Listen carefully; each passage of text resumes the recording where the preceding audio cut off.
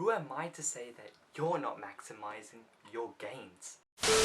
So you've just started in the gym, or you've been training for a while, and you've been using your body's program, and I'm out here saying this outrageous claim that you're not maximizing your muscle gain. But probably from when you have started using your buddy's program or your gym bros program, you've built a considerable amount of muscle. So you may be wondering, but here's the thing, it becomes more obvious the longer you train. So the more experience you gain, the more years you put in the gym, if you continue to use your buddy's program, the more gains you're leaving on the table. Who am I to say that you're not maximizing your gains? When you first start out, you might actually get away with sticking to your gym bros program. And that's why when you first start out, using your bros program may not be the worst of ideas. But as you progress to the intermediate and then the advanced stage, you gotta tailor your program to your own goals. And you can't be just using any copy-paste program. Which brings me on to the first factor that you actually need to consider when you're using your gym bros program. And that's whether the person who wrote the program and who's using that program has the same goal as you. And now you're going to say, well, I'm trying to get big in the gym. My gym bro's trying to get big in the gym. We've got the same goals, no problem. But here's the thing, yes, that generic goal, that vague goal, everyone's got that goal. Sebum's got that goal, Big Rami's got that goal. Everyone you meet in the gym worldwide's got that goal. Everyone wants to get bigger. But I'm trying to say, be specific with the goal. So for example, if your gym bro, who most likely has a couple years on you, that's why you've seen his progress, you've seen his gains, you respect his gains, and you're like, okay, I might as well follow the program that he used to get bigger himself. That way, by using his program, I'm going to get as big, hopefully at least. So with that intention, you're probably using his program, and he's a couple years older than you when it comes to experience in the gym. So where you're a beginner, he may be an intermediate. This current program he's wrote in his intermediate stage is most likely, yes, he's trying to get bigger with it, of course, but it may be specific to something. For example, I know a couple people older than you who their current program is very chest emphasis. They're trying to bring out their chest more because they've started to see lagging muscle groups. As you progress to the intermediate and advanced stage, you start seeing your weak points, your lagging muscle groups, and in order to make a more whole physique that pops, they're going to obviously emphasize those muscle groups. So maybe the intermediate or your gym bro, his program or this current program that you're following has more chest emphasis. And that's why at the beginning of every workout you see a chest exercise, because he's trying to improve his chest. He's trying to build a chest like the Greek gods. And if we take the worst case scenario where you're actually chest gifted, like your chest genetics are far superior than all your muscle groups. Before you started training, you know, back when you were doing push-ups in primary school or just before you started in the gym, your chest already had significant muscle mass compared to your other muscle groups. And if you decide to put on a chest emphasis program on top of that, that's just going to increase the disproportions between your muscles. Now your chest is going to pop way too much compared to your other muscle groups, and it won't look too good. Not to mention that beginners should never prioritize anything.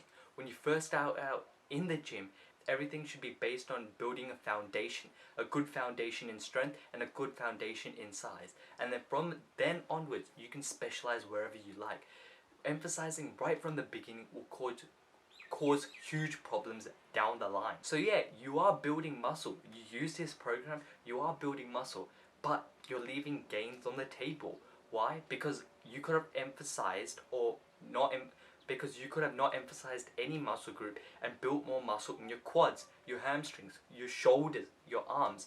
Your whole physique would have looked bigger. So the moral of the story is, whichever program you use, the person who wrote the program should have the same goal as you. The second factor you need to consider is work, or the amount of lifting you gotta do in the gym.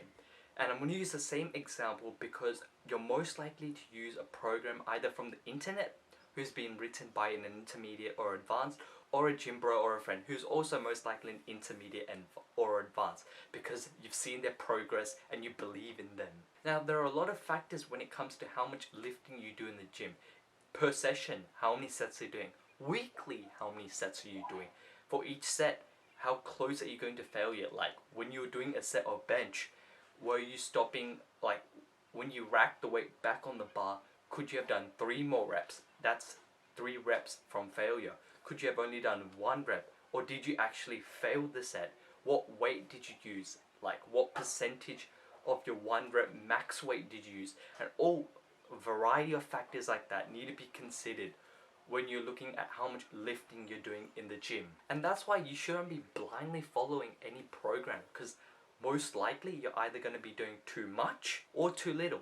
So you'll be either missing out on gains when you do too little, or if you do too much, most likely end up injuring yourself, which is even worse. If you follow the program your buddy is doing right now, and he's much more experienced than you, the amount of work or the amount of lifting, the amount of sets he needs to do to grow is much more compared to you. Because when you first started out in the gym, you need very little to grow because you've never trained in your life. But your buddy's been training for a couple years. So for him to grow, his muscles, like he needs to send a signal, the stimulus to his muscles has to be much greater. And that's why if you do the same amount of work and sets as what your buddy is doing, I'm telling you right now, you're going to spend most of your resources and most of the energy that you eat just recovering from the workout than building muscle. You'll end up in pain, DOMS, like chest soreness, leg soreness, your whole body soreness for the whole week, and not have much productive training. Not to mention, even on the day you're doing that session, so let's just say you're a beginner, probably for your push days, you max need to do 5 sets of chest, and that's pushing it as well. Well, your intermediate buddy is doing 8 sets per session for his push days. By the time you get to the 5th, the 6th set, you'll be so fatigued. You're just going through the motion.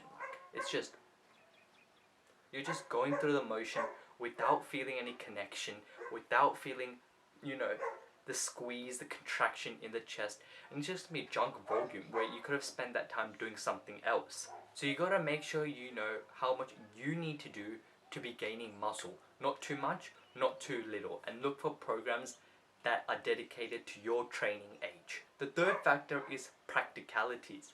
Now, do you have as much time as your gym bro to spend in the gym? He may have 6 times a day he can go, like he's free 6 times a day, but on each of those days he can only spend 1 hour. You, on the other hand, cannot afford to spend 6 days, but you can only spend 4 days. Does that mean you're going to have to do the same program? Well, of course not. How are you going to fit in the 2 other days? Well, what happens on the 4 days that you do train, you can spend slightly more than an hour, probably an hour 30. That way you could compress the 2 extra days into the 4 days. So having 4 longer sessions instead of 6 short sessions.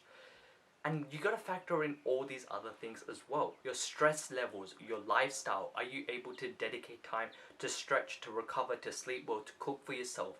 All those factors will play a big influence on how much you can actually do in the gym.